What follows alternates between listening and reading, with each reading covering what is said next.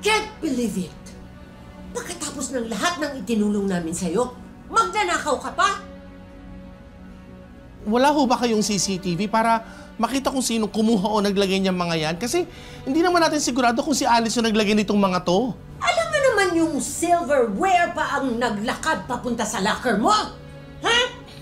Kaya nga po, para malaman natin kung sino naglagay niyang mga yan. Colleen, alam mong hindi ko magagawa to. Colleen, hindi ka ba naaawa sa kanya? Hindi ba magkaibigan kayo ni Allison? Eh, baka naman pwede nating aregluhin to. Aregluhin? Paano naman yung sakit na nararamdaman ko? Colleen, hindi lang ikaw yung nasasaktan, ha? Ako din.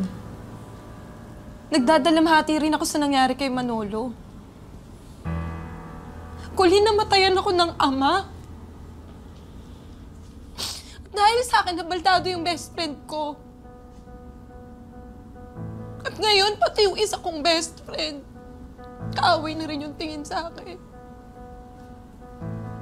Colleen, lubog na ako. Alam niyo, wala na akong pake. Pakulong niyo, palayaan niyo. I don't ever want to see you again.